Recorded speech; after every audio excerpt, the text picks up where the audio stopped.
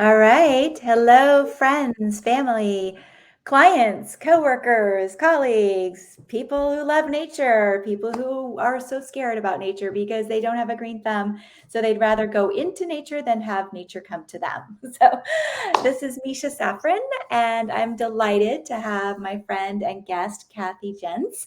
She is an author of 100 Ways to Grow Food and Beauty in the City. And she's the co-author, I should say, with Terry Spite. Is that how you say Terry's last name? It's actually spate. It rhymes with Spate. eight. Thank you, Spate. Okay. And so I invited Kathy here today to talk about her upcoming book. And before we do that, I want to just remind everybody I am a relationship coach. I am here to support you and love you so that you can love yourself, so that if somebody doesn't like one thing about you, or two things about you, or three things about you, you don't become completely derailed because Mhm. what they think is none of our business anyways. So hopefully if you're needing some support, you'll reach out to me.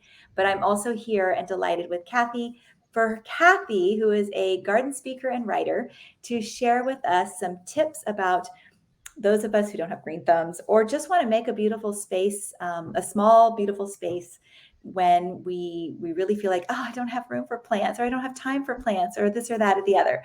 So I'm going to read a little bit about Kathy. Kathy is an editor and publisher of the award-winning Washington Gardener magazine based in Washington, D.C. She is also the editor of three Plant Society journals: the Water Garden Journal, the Azalean, and Fanfare.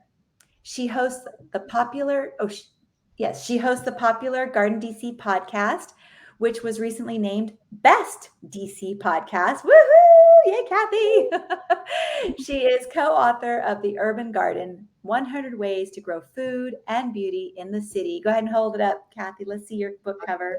Yeah. It's so beautiful. Yay. And Kathy's mission is to turn black thumbs green. I love this. A lifelong gardener, Kathy believes that growing plants should be stress-free and enjoyable. And I'll tell you what, when I read that, I was like, oh, is this really possible? Because I like to grow things, but mostly what I was successful at was growing children. I Mhm. don't think I got, and I even did well growing pets. But as far as growing plants, I got very nervous and scared. Like I would kill things or I just wouldn't do it at all. I Mhm. do have one plant on the front porch that my mother gave me, and one plant that my dad and bonus mom gave me that I really love and I do pretty well with. But and just to finish reading about Kathy, her philosophy is inspiration over perspiration. I love that. So, Kathy, go ahead. I want to hear your tips because I'm sure there are other people also who are very interested. And as you speak, just so not to distract you, Kathy, I'm Mhm. going to be posting different, all of the different ways of reaching you, Okay. so people can listen to you and go, oh, yeah, okay, I'm going to go to her blog spot, or oh, yeah, I'm going to go to her podcast. Mhm. But, Kathy, what are your tips for us? Or Yeah, tell me thank you, anything else I Misha. left out of your bio. Oh, no problem. And thank you so much for hosting me, Misha, and sharing all this, and to everybody who's watching out there and taking a few minutes from your busy day. So, as Misha said, I write about gardening, and I am a definite of the philosophy that it should not be stressing you out. It should be your stress relief, right? So you're going into the garden to tune out the rest of the world and just focus on those flowers, those vegetables, whatever you're working on at that point. The rest of the world should disappear for you. And that's why a lot of us do Mm. garden, is because it's separate from the rest of our life and something we can immerse ourselves in. And I'm going to tell you a little secret, Misha. Every good gardener has killed hundreds of plants. And so just because you've killed a plant doesn't mean you have a black thumb. It's just a learning Okay. experience. Yeah. So all of us I'll have, trust you on that. yes, when I give garden talks to master gardeners or to other expert gardener groups, I always say, raise your hand if you've never killed a plant. Nobody in the room is going to raise their hand. So what happens usually is you get a plant home. It could have been exposed to freezing temperatures at the garden center. It could have been knocked over on the trunk, the truck that came to you. It could have been anything else that happened. It could have came with a disease from the greenhouse. And then you brought it home. It looked fine when you brought it home. And then 2 weeks later, it's dead. If it's dead 2 weeks later, it's not you. If it's dead a year later, then it might have been you, right? So don't think just because you brought it home, things happen in the plant's life before it gets to you. So that's my number one tip, is try again. So Try again. Yeah. Well, I should know that, because, you think about all these other, sports stars, and they say, well, in order to get 1,000 home runs, they had to have a lot of strikeouts, right? Yep. Or in order to get, 50,000 free throws, they had to, yeah. So I should know that. I just keep trying. You should just keep trying. Yeah, there's a gardener I know who says, I grow everything 3 times before I give up on it. And most people even will do more. So, the first time it could have been the plant or the condition it came to you. The second time it could have been weather or other conditions. The third time, if you kill it, then maybe it's not for you. Try another plant. Maybe that plant is not for you. I thought you were going to say gardening is not for you. No, that particular plant. And that does bring up, the principle of right plant, right place. So that talks about, if you live in a tropical environment and you're trying to grow a rock garden plant that is from the Alpine mountains, it's not going to be ever happy, ever. And then vice versa. If I'm living on an Alpine mountainside and I try to grow a banana tree, I can try that 2, 3, 4 times. I'm going to kill it every time, just because it's not the right plant for the right place. So I want to create the conditions for that plant where it will thrive. So I might, if I'm in that Alpine side of the mountain and I want a banana tree, I'm going to have a greenhouse. I'm going to have to create that warmth and humidity for that banana tree. Or it's just going to be a summer only plant. So it's going to be in the summertime, an annual, and then be replaced for the next season. Okay. And it's interesting. You said, if I'm in the Alpine and I want to plant a banana tree, I'm going to kill it every time. But actually, it's not you killing it, right? Correct. It's the environment. Yes. But it's your choice to try to plant it there that kills it. Exactly. So I'm just trying to. There's a thing called zone pushing. So we're in the Mid-Atlantic here, where I am located, in the Mid-Atlantic United States. We're zone 7 in my area. You might be zone 9. So those are the USDA zones that say the plant can take this freezing temperature. So you should know your plant zone. And then there's things called. I had no idea there were plant zones. Yeah. So you can just look it up on the USDA zone map. You can just Google USDA zone map, and it'll tell you you're 9A, and this is the lowest temperature your plants will be exposed to normally. So you can, and then when you go plant shopping, you'll pick up the plant label, and it'll say this plant grows well in zones 4 to 8. And if you're zone 9, that's a little iffy, right? So you don't want to have a zone 9 plant and you're in zone 8. But that's what I was calling people who call themselves zone pushers. Those are like really diehard gardeners that, even though I'm zone 7, I'm going to try to grow zone 8 plants, but I know I'm taking a risk. I know I'm taking a risk. Okay. And if it fails, that was my experiment and it failed. But, sometimes you do succeed with zone pushing. So that's a fun way. That's really cool. See, that's something I never knew. So I put it up there for everybody. USDA zone map, look it up, and you can become a zone pusher too. Yeah. I mean, it's always grass is always greener, right? So we're like, we're always looking at the next zone south of us. So we're like, oh, I can grow these fabulous things, but the next zone right south of me or right north of me can do these other things. That's why you're like, oh, you're never happy in your own zone, are you? So, no. So I know you have so many other tips for us, but I'm curious. We'll talk a lot more about your book in a little bit, but I am curious what inspired you to write your book with Terry. What did you and how did you and Terry come together, and what was the culminating, like, oh yes, we've got to do it? Sure. So we actually were approached by the publisher. So Cool Springs Press is a division of Quarto Books, and they came to us with this idea. Both Terry and I have been writing and speaking about small space, city living, urban gardening for years. So they knew that we were both specialists in that category. And they came up with this concept of 101 ways. So basically, we divided it up. We said, let's come up with 101 techniques and design tips and ways to grow. And we wanted to do both food and beauty, because a lot of times you see books these days that are just about growing food or urban gardening, or they'll say urban farming might be the title. But Terry and I are really big about cultivating beauty in your life and how important that is to be surrounded by living things and beauty. And I think the last couple of years of COVID obviously have really shown that. So there's a philosophy, like in Jungian philosophy, that is in your cells, deep down in there. All of us yearn for beauty and to be surrounded by it. So we want to create that little oasis in the city that could be one pot on your deck that's just perfection. Could be just one windowsill or your office shelf. Could be just that. Could be your whole garden. Or you could have a community garden plot and have vegetables and flowers growing in that you can cut and harvest from and bring that into your apartment or your townhouse or wherever you live.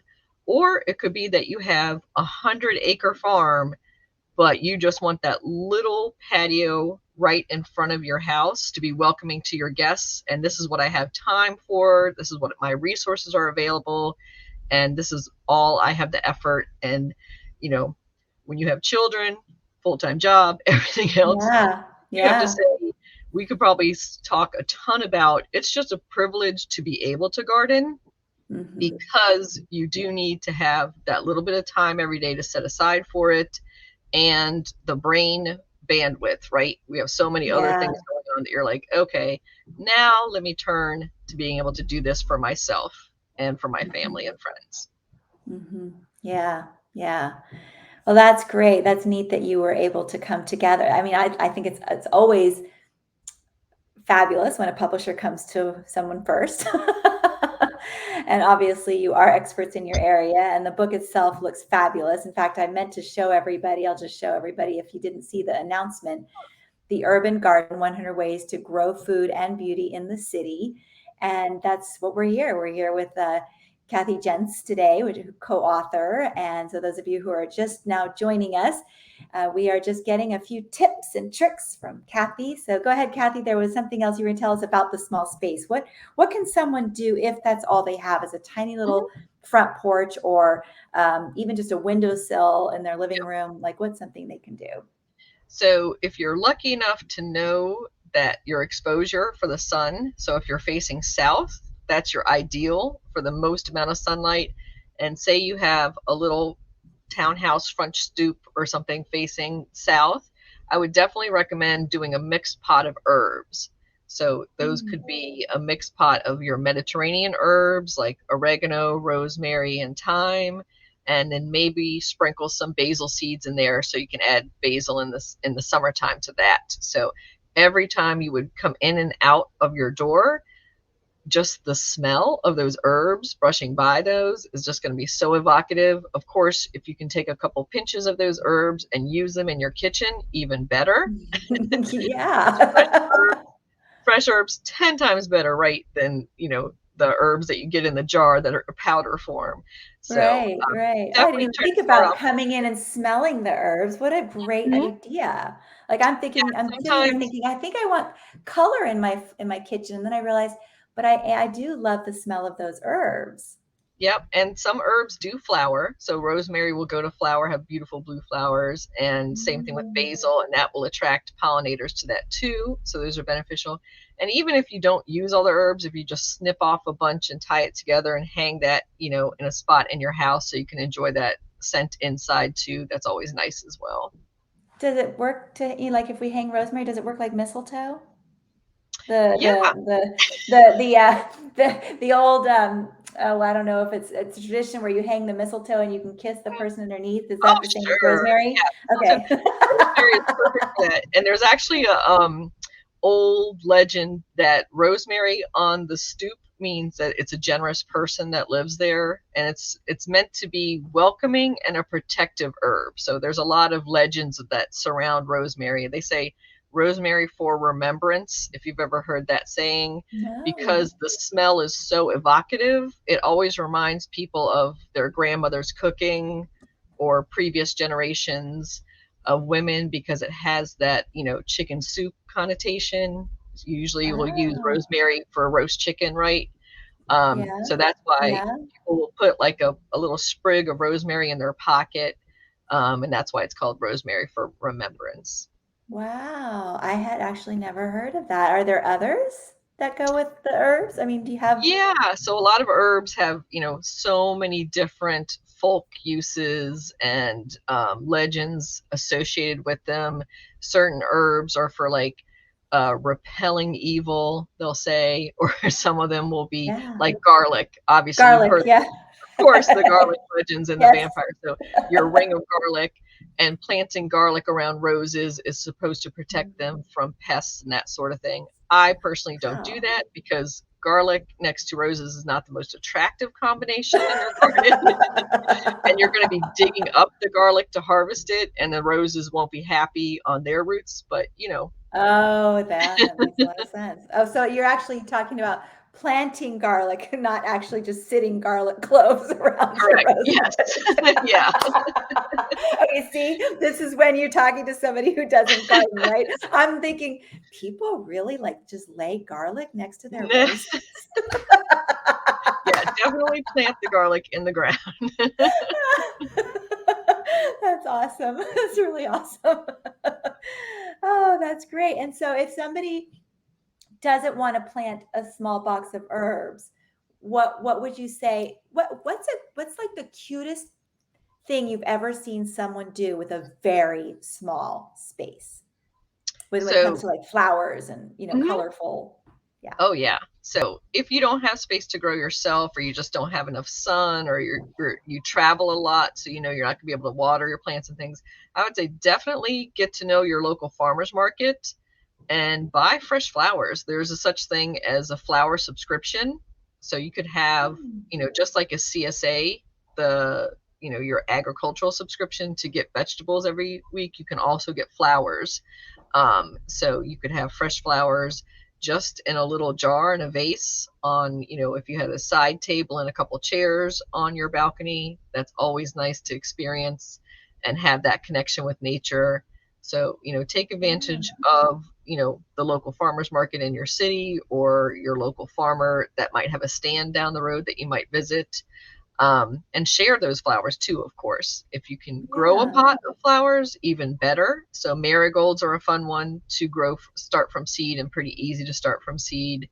Cosmos is another that's fairly easy, and zinnias. I always recommend zinnias for beginning gardeners, because basically they're like, throw the seed on the ground, cover it with a little soil, water it, and walk away. And then, Wait, how do you spell it? No, I don't know that I've heard of those. so Zinnias? zinnias, Zinnia. Zinnias. Huh. And you said marigolds, and what was the other one? Cosmos. So the Never heard of Cosmos. that either. So cosmos are just like the cosmos in the sky. Yep. Yeah, Okay. Yay. I've So never those heard are of those. So those are all easy to start from seed. correct. Yeah. So those are three that are considered annual flowers in the northern Okay. hemisphere here. That would be, you would start them around Mother's Day and Okay. enjoy them all summer. And then in September, October, they would die back. They would go to seed. You could collect the seeds from the flowers and then plant them again the next May. So those would be Okay, perfect so for when they die, there's a reason they're dying. It's not because of the yes. user. Nope. So they're just annual flowers, so they're meant to live just for that 1 year, just for that one growing season. They like put on a huge show, put on tons and tons of flowers, put on all that energy into that. The pollinators, the bees and butterflies come, and then they die back, give you the seeds, and then you plant the next generation. Unless, of course, now are these then the plants that we can't do indoors? Yeah, unless you had a grow light or like a greenhouse, you wouldn't be doing any of these annual flowers inside. That would be very difficult. Okay. Yeah. Okay. So All for right. That'd be inside a house zone plants, pusher. yeah, yeah, all those are great. Yeah. All right. Well, so I'm going to post here, the site for your book launch. So anybody interested in participating in book signings and events, believe these are all on the East Coast. Is that right, A few Kathy? are via Zoom or online that you can participate Okay. on, but almost Okay. all the in-person events are here in the Mid-Atlantic. I'm looking to book a few in other cities. So if you are an Okay. independent bookstore or garden center that wants to bring Terry and I to your city to do a talk and book signing, we're happy to see. Oh, great. Okay. So I'm actually going to share the screen real quick so people can um, see the site because I pulled it up.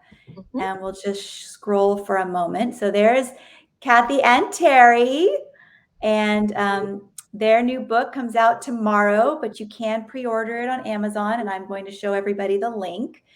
The Amazon link is an affiliate link, and Washington Gardener Magazine may earn a few pennies if you click through it, so that's helpful. You can also order it through Bookshop to support independent booksellers. And then this has a long list of where they're going to be. So this is going to be AHS River Farm. We have Davidsonville in Maryland. And then this one is a virtual garden chat. So that's going to be they'll be live on YouTube. So you all can just kind of go through this website and choose a date and location that works for you all the way through June 18th. So I Mhm. just want to invite everyone to be aware of that opportunity. And then if you are interested in ordering the book yourself, it is currently available by pre-order at https://amzn.to/2y34f lowercase 5z lowercase. And really, just because Kathy's a friend of mine, I would love to invite you all not only to purchase the book, but also to review the book, because that really helps bring books up to the top sellers list and gets it out there. And it's really not just a gift to Kathy, but a gift to all of us with black thumbs. And actually, I'm not really sure. I want to ask where the term black thumb came from, because I am very much involved right now in the anti-racist movement. And Mhm. so every time I say black thumb, it kind of strikes a really funny place in my body, Yeah.